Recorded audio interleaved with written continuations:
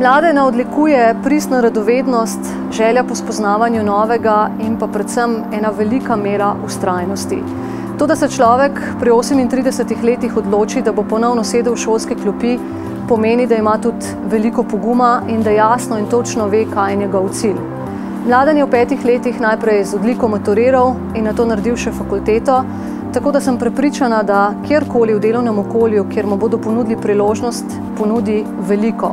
Prispeva kot posameznik, ki je fleksibilen, ki je učeč, ki je radoveden, ki se znajde v različnih situacijah in predvsem, ki ima izjemno veliko izkušenj, tako profesionalnih kot tudi življenjske kilometrine.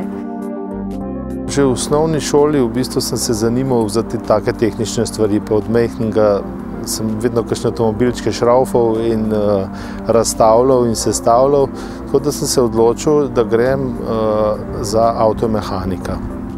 Za potrebe delovnega mesta je Mladen opravil tudi izpit za voznika viličarja in program za poklicnega voznika.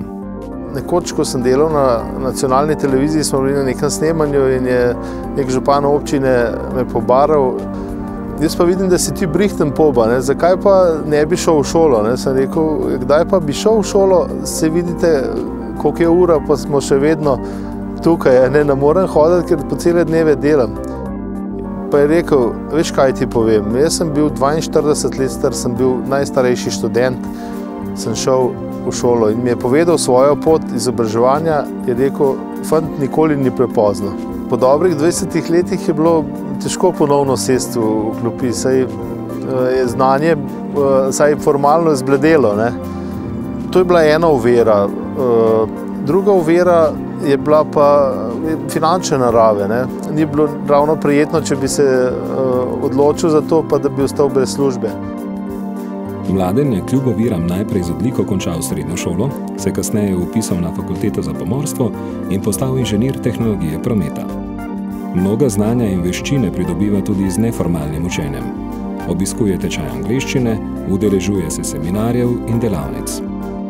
Sem opravil tudi enoletno izobraževanje neurolingvističnega programiranja. Sem tudi član Društva moderatorjev Slovenije, tako da mi je cilj v bistvu vseh teh izobraževanj, da bom ta znanja, ki sem jih pridobil, tudi v praksi lahko uporabil.